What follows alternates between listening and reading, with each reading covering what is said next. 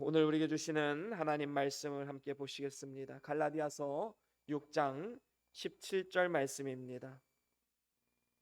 갈라디아서 6장 17절 말씀, 우리 한 절을 다 같이 함께 한 목소리로 합독합니다. 시작. 이후로는 누구든지 나를 괴롭게 하지 말라. 내가 내 몸에 예수의 흔적을 지니고 있노라. 아멘. 다 같이 말씀 들고 함께 선포하시겠습니다. 시작. 주의 말씀은 내 발의 등이요 내 길이 빛이 되십니다. 주여 말씀하옵소서. 주의 종이 듣겠나이다. 아멘. 아멘. 오늘은 갈라디아서 6장 17절 말씀으로 예수의 흔적이라는 제목으로 함께 말씀을 나눠보길 원합니다. 오늘 본문에 나오는 이 흔적이라는 단어의 사전적 의미는 이렇습니다. 어떤 현상이나 실체가 없어졌거나 지나간 뒤에 남은 자국이나 자취 또는 상처라고 되어 있습니다. 예전에 제가 이 강의를 하기에 앞서서 아이스 브레이크 시간으로 내 몸에 있는 흉터에 대해서 한번 얘기를 나눠보라는 시간을 잠시 가져본 적이 있습니다. 저는 제 생각에는 한 10분 정도면 충분하겠다 생각을 했는데 의외로 이제 성도님들이 이야기를 나누다 보니까 굉장히 시간이 지체가 되더라고요. 10분이 지났는데도 뭐 전혀 끝날 기미가 보이지 않고 있었음을 보게 되었습니다. 그만큼 우리의 몸에는 여러 가지 상처, 흉터가 많이 있다는 사실을 깨닫게 되었고 또 거기에 대해서 할 수 있는 이야기도 참 많이 있구나라는 것을 또한 깨닫게 되었습니다. 여러분, 성경에서 말하는 흉터는 그리고 흔적은 과연 무엇일까요? 오늘 본문의 이 흔적이라는 단어는 헬라어로 스티그마라는 단어입니다. 이 단어는 주로 노예의 소유권을 표시하기 위해서 노예의 몸에 찍었던 낙인을 가리키는 그러한 용도로 사용되었지요. 그래서 한번 이 스티그마가 새겨진 몸에는 절대로 지워지지 않기 때문에 일평생 가지고 살아가야만 했습니다. 여러분, 예수님께서도 십자가에 죽으셨다가 부활하신 후에 손과 발에 못자국이 남으셨지요. 그리고 옆구리에는 창자국이 남으셨습니다. 그래서 의심 많은 도마는 그 흔적을 보고 예수의 부활을 확신하고 목숨을 다해서 복음을 증거하게 된 것 아니겠습니까? 오늘 본문에도 보면 사도 바울은 내 몸에 예수의 흔적을 가졌노라 라고 선포하고 있습니다. 여러분, 예수의 흔적은 무엇일까요? 예수님을 위해서 그리고 예수님 때문에 생긴 흔적을 말합니다. 그래서 사도 바울은 내 몸에 예수의 흔적이 있기 때문에 자신의 사도직을 부정하거나 아니면 할례를 받아야 구원받는다고 말하는 이 할례주의자, 율법주의자들에게 이후로는 누구든지 나를 괴롭게 하지 말아라 라고 경고하고 있음을 보게 됩니다. 오늘날 우리들도 오늘 말씀에 사도 바울이 말하는 이 예수의 흔적을 가져야 될 줄로 믿습니다. 그래야지만 우리가 구원을 얻을 수 있고 그래야지만 우리가 하늘의 상급을 받을 수 있는 것입니다. 그렇다면 우리가 어떻게 하면 예수의 흔적을 가질 수 있을까요? 세 가지 단계가 필요합니다. 그 첫 번째 단계는 하나님의 인치심을 받는 것입니다. 누구든지 예수의 흔적을 갖기를 원한다면 가장 먼저 해야 될 일, 예수의 인치심을 받아야 되는 것이지요. 이것은 가장 기본적인 단계입니다. 그래야지만 우리가 하나님의 소유가 될 수 있기 때문인 것이지요. 요한계시록 7장에 보면 이런 말씀이 있습니다. 우리 같이 함께 읽어볼까요? 요한계시록 7장 2절에서 4절까지 말씀을 우리 한 목소리로 함께 쭉 읽어보겠습니다. 시작. 또 또 봄에 봄에 다른 천사가 살아계신 하나님의 인을 가지고 해 돋는 데로부터 올라와서 땅과 바다를 해롭게 할 권세를 받은 네 천사를 향하여 큰 소리로 외쳐 이르되 우리가 우리 하나님의 종들의 이마에 인치기까지 땅이나 바다나 나무들을 해하지 말라 하더라. 내가 인침을 받은 자의 수를 들으니 이스라엘 자손의 각 지파 중에서 인침을 받은 자들이 14만 4천이니 아멘. 그렇습니다. 하나님께서 천사들을 사용하셔서 하나님의 인을 치는데 하나님의 백성들, 하나님의 사람들에게 인침을 지금 하고 있는 것입니다. 그런데 그 수가 보니까 14만 4천이다라고 말씀합니다. 여기서 이 14만 4천은 어떤 물리적인 수가 아니라 상징수입니다. 그래서 하나님이 택한 백성의 수가 분명히 존재하고 있다라는 사실을 가르쳐 주고 있지요.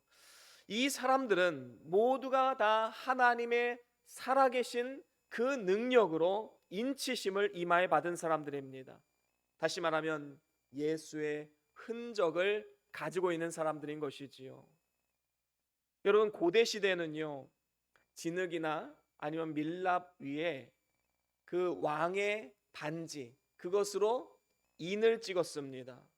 인을 치게 되면 그 인봉된 문서의 내용이 보호가 되고 그 문서에 권위가 생기고 그 소유권이 선포가 됩니다. 그렇다면 우리를 인치시는 분은 누구입니까? 바로 전능하신 하나님이십니다. 유일하신 참 하나님, 만왕의 왕, 만주의 주이신 우리 하나님께서 자기 소유로 삼으시고 보호하기로 택하신 사람들이 바로 인치심을 받은 우리들이다라는 것입니다. 이렇게 이마에 인치심을 받은 성도는 영원한 하나님의 소유이기 때문에 그 어떠한 것도 그 영혼을 넘어뜨리거나 그 영혼을 빼앗아갈 수가 없는 것입니다. 악한 자가 만지지도 못한다라고 분명히 말씀했습니다.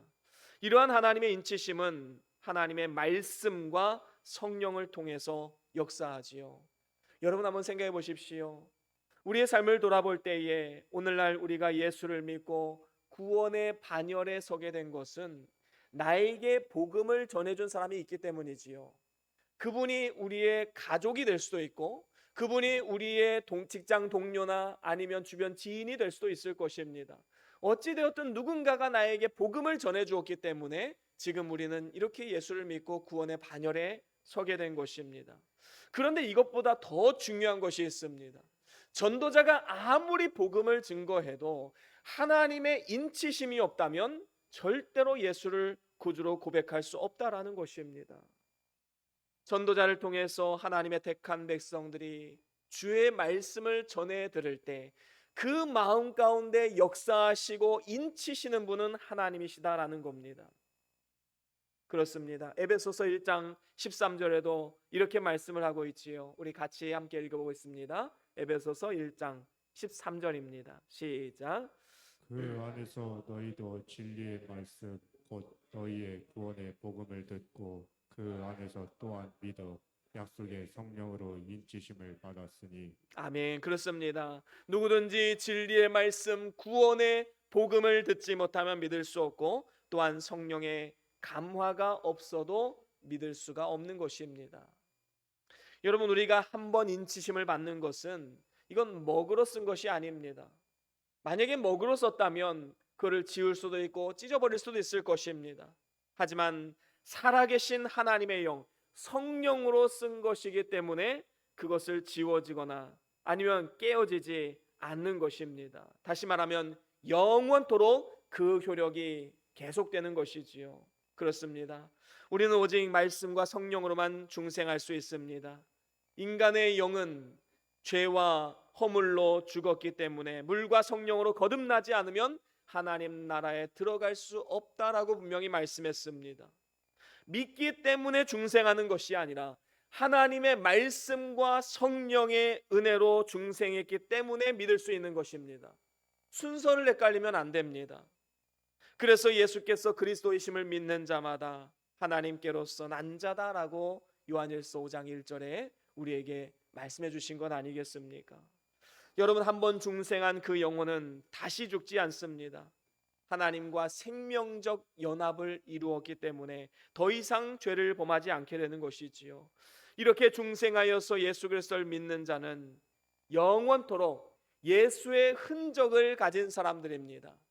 그래서 하나님 앞에 담대함과 당당히 나아감을 입게 되는 것이지요. 그렇습니다. 우리가 구원의 복음을 듣고 믿었을 때 성령 하나님께서 우리를 하나님의 소유가 되게 하셨습니다. 너는 내 것이다 라고 하나님께서 도장을 쾅 찍어주신 것이지요. 그래서 우리가 하나님의 소유가 된 것입니다. 쉽게 말하면 우리가 주인이 바뀐 것입니다. 물론 이것은 우리가 눈으로 볼 수 있는 도장은 아닙니다. 그래서 우리 입장에서 보면 성령의 인치심을 우리의 눈으로 볼 수 있다면 얼마나 좋을까, 그런 생각을 할 때도 있는 것이지요. 왜냐하면 믿은 이후에도 삶에는 별반 차이가 있는 것처럼 느껴지지 않습니다. 남들은 마음이 뜨거워진다는데, 어떤 사람은 능력이 생긴다는데, 어떤 사람은 은사가 나타난다는데, 어떤 사람은 질병이 떠나간다는데, 왜 나에게는 이런 일이 일어나지 않을까? 여러분, 하지만 우리의 삶 가운데 놀라운 능력이 나타나지 않는다 할지라도 우리가 성령의 인치심을 받으면 가장 확실한 예수의 흔적이 나오게 됩니다. 그것이 바로 예수가 마음의 구주로 믿어진다라는 것이지요. 이건 아무나 할 수 있는 일이 아닙니다. 하나님의 인치심을 받은 그 사람만 할 수 있다라는 것이지요. 우리의 삶 가운데 여러 가지 어떤 행위가 있느냐 없느냐를 따져서는 안 됩니다. 얼마나 순종하고 있느냐 단편적인 모습만 봐서도 안 됩니다.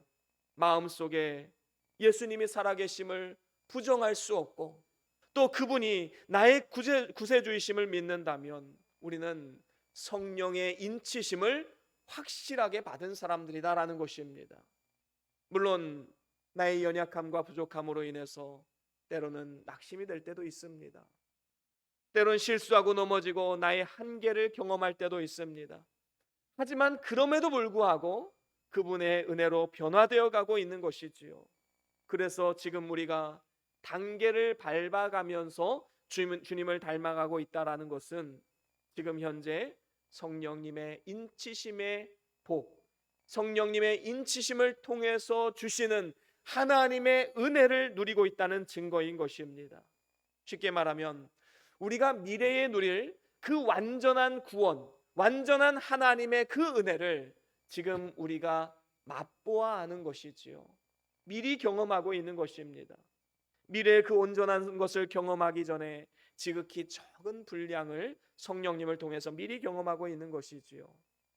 이것을 성경에 나오는 개념으로 말하면 보증이라는 개념과 같습니다. 보증이라는 것이 무엇입니까? 어떤 물건이나 집을 구매할 때 미리 지불하는 계약금이나 선금을 의미합니다. 여러분, 보증금을 내고 나면 어떻습니까? 이제 마음이 평안하지요. 아, 이게 장차 내 것이 되겠구나라는 그런 마음이 실질적으로 들어오게 됩니다. 여러분, 우리의 마음 가운데 계신 성령님은 우리에게 모든 것이 완벽하게 성취되는 그날을 확신할 수 있는 성령이 주시는 보증이다라는 것입니다. 하늘에 속한 모든 신령한 복이 성령님을 통해서 우리의 삶과 가정과 교회 가운데 임하게 되는 것입니다. 확실하게 보장된다라는 것이지요. 여러분, 이 세상은 갈수록 타락하고 또 혼란스럽고 어수선하고 변화무쌍한 그런 시대를 우리는 살아가고 있습니다. 이러한 시대 가운데 우리의 확실한 보증이 어디에 있겠습니까? 변화는 가치에 두시겠습니까? 그렇지 않지요. 내 안에 계신 성령님으로 인하여서 하나님의 그 모든 약속이 반드시 이루어질 것이다 라는 이 믿음을 가지고 우리는 담대하게 믿음으로 나아가야 되는 것입니다. 이것이 바로 성령을 통해서 주시는 보증인 것이지요. 그렇습니다. 성령의 인치심은 우리를 떠나지 않으시고 오늘도 우리의 삶 가운데 역사하고 계십니다. 때론 우리를 책망하기도 하시고, 때론 우리를 위로해 주기도 하시고, 때로는 죄를 이기고 살도록 능력을 주십니다. 때로는 큰 확신 가운데 담대하게 나아갈 수 있는 힘과 능력을 공급해 주기도 하십니다. 그리고 성령님은 우리가 장차 누릴 영광스러운 그날, 하나님 예비하신 모든 축복과 은혜를 온전하게 경험하게 될 그날을 바라보고 소망할 수 있도록 오늘도 우리의 삶 가운데 역사하고 계시는 것입니다. 그래서 그날을 기다리는 우리가 이제 그 날까지 해야 할 일이 분명히 있지요. 성령님의 도우심 가운데 하나님의 영광을 찬양하는 것입니다. 하나님을 높여드리고 하나님을 예배하는 삶을 사는 것입니다. 그래서 우리가 성령의 인침을 받은 자로서 이 자리에 모여 하나님 앞에 예배하는 것 아니겠습니까? 우리가 주님 다시 오시는 그날까지, 주님 앞에 서는 그날까지 우리는 이 일을 계속해야 될 줄로 믿습니다. 바로 이것이 성령의 인치심을 받은 우리 성도들이 해야 할 마땅한 삶의 자세인 것입니다. 그런가 하면 예수의 흔적을 가지기 위한 두 번째 단계가 있습니다. 우리가 성령의 인치심, 하나님의 인치심을 받았다면 이제는 그리스도의 형상을 이루어 가야 된다라는 것입니다.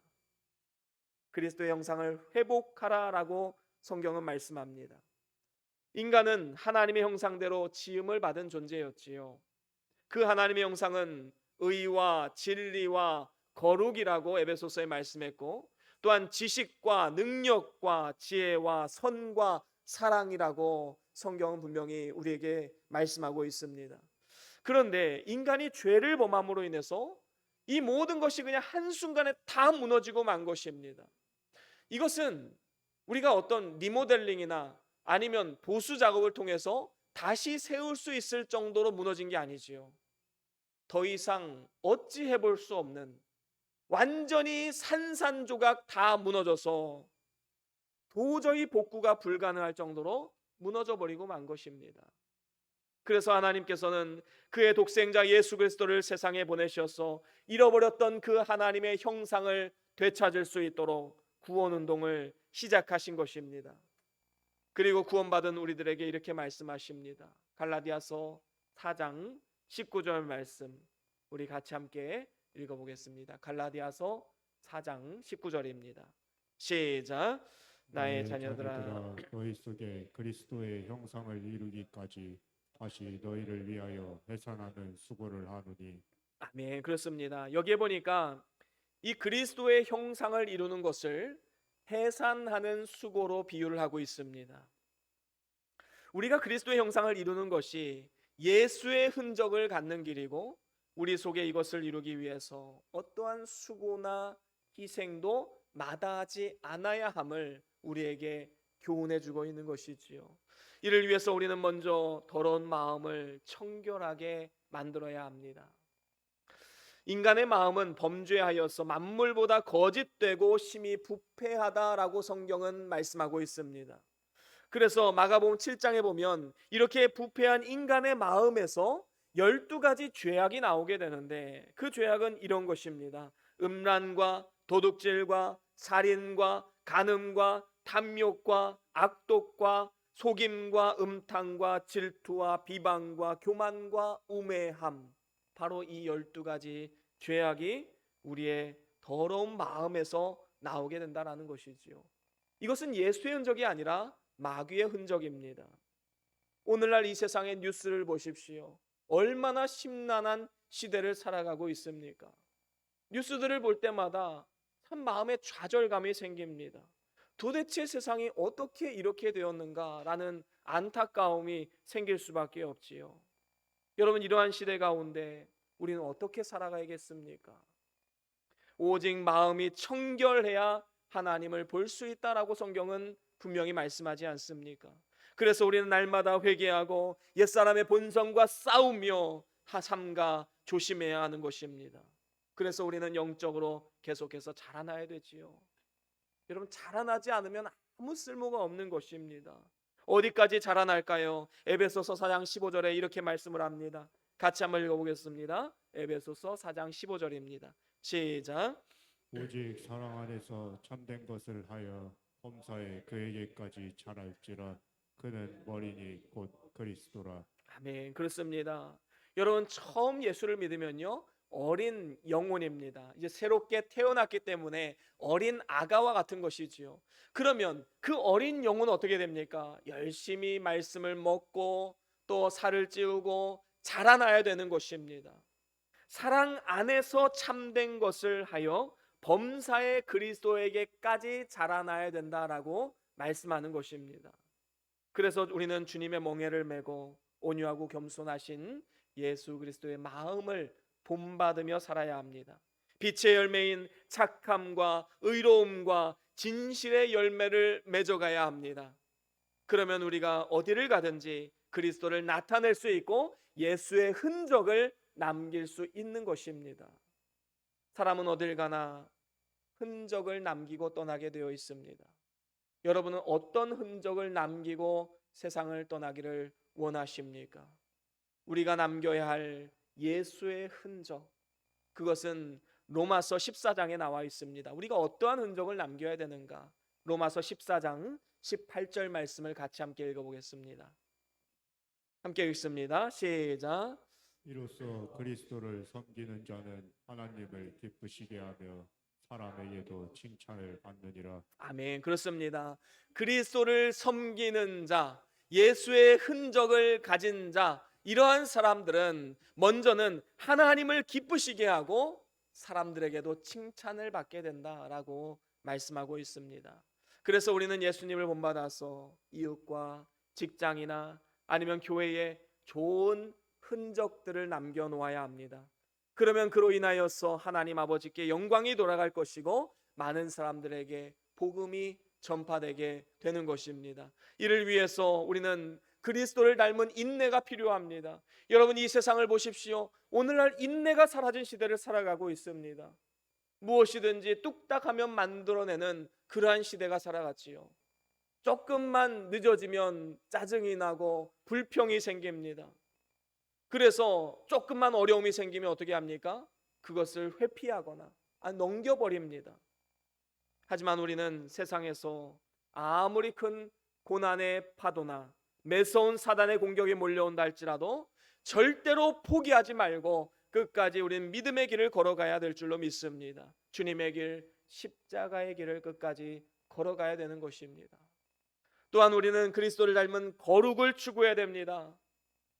진리로 마음을 새롭게 하고 날마다 하나님이 기뻐하시는 뜻에 나의 뜻을 맞추려고 하는 노력들, 우리 주님께서 하시고 칭찬하실 것입니다. 여러분, 세상은 급속도로 지금 변화되고 있지요. 그리고 급속도로 또한 거짓에 빠져들어가고 있습니다. 이러한 상황 속에서 교회가 할 일이 무엇입니까?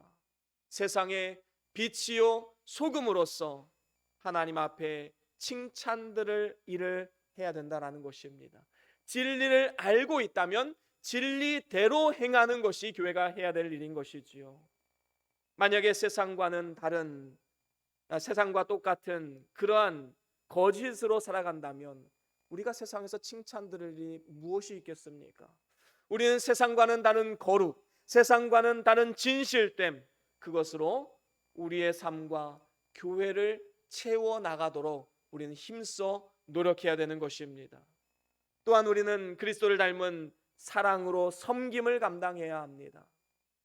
주님께서는 육신을 입고 우리와 같이 되셔서 우리 가운데 섬김을 감당하셨습니다. 섬김의 종으로 오셨다라고 우리 주님 말씀하셨지요. 그분은 자신의 육체를 내어주시기까지 몸소 우리를 사랑해 주신 분이십니다. 그래서 교회는 하나 된 주님의 몸으로서 이 땅에 계속해서 주님의 사랑을 나타낼 의무를 가진 사람들입니다. 우리가 서로 사랑할 때, 그리고 하나 되어 이웃을 섬길 때에, 다시 말하면 이 세상 속에서 주님의 손과 발의 역할을 감당할 때에 이를 통해서 하나님을 기쁘시게 할 수 있고 세상 사람들에게도 칭찬을 들을 수 있게 되는 것입니다. 바로 이것이 예수의 흔적을 남기는 길, 갖는 길이다라는 것이지요. 그런가 하면 이제 예수의 흔적을 가지기 위한 마지막 단계, 그것은 바로 그리스도의 고난에 참여하는 것입니다. 우리가 하나님의 인치심을 받고 그 다음에 그리스도의 형상을 회복해 나가는 그 노력을 힘써 한다면 당연히 따라오는 것이 바로 그리스도의 고난에 동참하는 것입니다. 우리는 온 삶을 통해서 그리스도의 고난에 동참하는 것, 바로 그것이 예수의 흔적을 갖는 길임을 잊지 말아야 합니다. 빌립보서 3장 10절에도 이렇게 말씀을 하지요. 함께 같이 읽어볼까요? 빌립보서 3장 10절입니다. 시작. 내가 그리스도와 그 부활의 권능과 그 고난에 참여함을 알고자 하여 그의 죽으심을 본받아 아멘. 그렇습니다. 여기에 보니까 바울은 그리스도와 그 부활의 권능과 그 고난에 참여함으로 알고자 하여 그의 죽으심을 본받았다라고 말씀합니다. 그러니까 하나님이 우리에게 베푸신 은혜를 기억할 때에 내가 그 길을 걸어가지 않을 수 없다라는 겁니다. 예수님이 걸어갔던 그 십자가의 길, 고난의 길을 나도 역시 함께 걸어가겠다라는 믿음의 고백인 것이지요. 그렇습니다. 하나님께서 우리에게 은혜를 주신 것은 그를 믿을 뿐만 아니라 그를 위해서 고난도 함께 받게 하기 위함이다라고 성경은 분명히 말씀했습니다. 이렇게 몸으로 주의 고난에 참여하며 자기 십자가를 지며 살아가는 삶, 바로 예수의 흔적을 가진 사람 아니겠습니까? 이를 위해서 우리는 복음을 위해서 고난을 받아야 합니다. 여러분, 사도 바울의 몸에는요 여러 가지 상처와 흉터가 있었습니다. 왜 생긴 것일까요? 복음을 전하기 위해서 받은 상처였지요. 사도 바울은 복음을 전하다가 매를 수도 없이 맞았습니다. 40에 한 대 감한 매를 5번 받았습니다. 40에 한 대 감했다는 것은 죽기 직전까지 맞았다는 겁니다. 이러한 매를 5번이나 맞았고 3번은 태장으로 맞았고 1번은 돌로 맞았기 때문에 그의 몸에는 엄청나게 많은 상처가 있었던 것입니다. 그리고 이 상처들은 영광스러운 예수의 흔적이 되었던 것입니다. 이러한 영광스러운 예수의 흔적으로 말미암아 바울은 순교하여서 죽기 직전까지 많은 사람들을 하나님께로 인도할 수 있었던 것입니다. 여러분, 앞서간 우리 모든 믿음의 선조들 생각해 볼 때 그분들은 얼마나 많은 고난과 고초를 겪으셨습니까? 감옥에서 너무 추워서 동상에 걸리기도 하셨고, 먹지 못해 영양실조로 돌아가기도 하셨고, 각종 질병에 걸렸을 뿐만 아니라 매를 맞아서 장애를 입기도 하셨습니다. 결국에 순교를 당하신 분들도 참 많이 있지요. 여러분, 오늘날 우리의 삶 가운데 이러한 예수의 흔적이 있습니까? 고난의 흔적이 있습니까? 사실은 없는 분들이 훨씬 더 많이 있습니다. 우리는 믿음의 선조들을 돌아볼 때에 부끄러운 마음이 있어야 됩니다. 그분들은 우리 다음 세대 후손들을 위해서 자기의 목숨을 바쳐서 복음을 지키고 전했는데 과연 우리는 무엇을 하고 있는가? 우리의 삶을 돌아볼 때 참 부족하고 연약한 모습에 안타까움이 나올 수밖에 없는 것이지요. 그러면 우리는 어떻게 하면 이 고난에 동참할 수 있을까요? 그것은 바로 우리가 심겨진 그 자리에서 최선을 다해 나 자신을 희생하고 수고하면서 주님의 복음을 증거하는 삶을 살아가야 하는 것입니다. 그것이 예수의 흔적이 되어서 복음과 함께 승리하게 되고 영광에 이르게 된다라는 것입니다.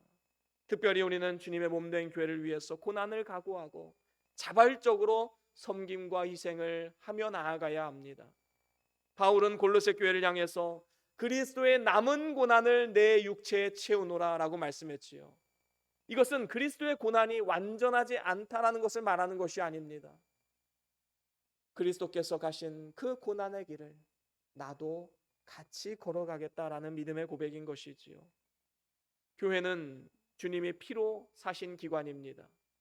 주님이 교회와 함께 하시고 빛을 비추는 금초대이기 때문에 이 세상에서 가장 존귀한 곳이 바로 교회이지요. 교회가 말씀 위에 바로 서고 영적인 부흥을 이루어야지만 우리 모두가 하나님의 복과 은혜와 상급을 받아 누릴 수 있게 되는 것입니다. 그렇기 때문에 우리는 교회를 거치는 자가 되지 말고 교회 안에서 섬김과 희생과 사랑으로 하나님의 사랑을 삶을 통해 증거하는 삶을 살아가야 되는 것입니다. 교회는 그리스도의 몸이기 때문에 교회를 섬기는 것이 곧 그리스도를 섬기는 것입니다. 그래서 우리는 주님의 몸된 교회를 위해서 내가 무엇을 할 수 있을까? 우리는 날마다 기도하고 고민하며 살아가야 되는 것입니다. 작은 것 하나라도 결단하고 실천에 옮겨야 되는 것이지요. 교회를 위해서 뭔가 거창한 일을 하라는 것이 아닙니다. 그저 내가 가진 시간 중에 일부, 내가 가진 물질 중에 일부, 내가 가진 건강을 사용해서 주님의 몸된 교회와 하나님의 영광을 위해서 작은 일부터 헌신하는 것, 바로 하나님이 오늘 우리에게 예수의 흔적을 가진 우리에게 요구하는 삶의 자세인 것입니다. 그리스도의 고난에 스스로 자기 십자가를 지며 자원하는 마음으로 인색하지 않게 하나님 앞에 드릴 수 있는 그러한 삶의 자세가 우리에게 필요한 것입니다. 이러한 삶의 자세를 통해서 우리의 삶에는 더욱더 크게 예수의 흔적이 새겨지게 되는 것입니다. 이제 말씀을 마무리합니다. 여러분, 예수의 흔적은 너무나도 귀한 것입니다. 사도 바울은 예수의 흔적을 가졌기 때문에 영원한 하늘의 영광을 누릴 수 있었고, 또한 영원한 승리자로 하나님 앞에 설 수 있었습니다.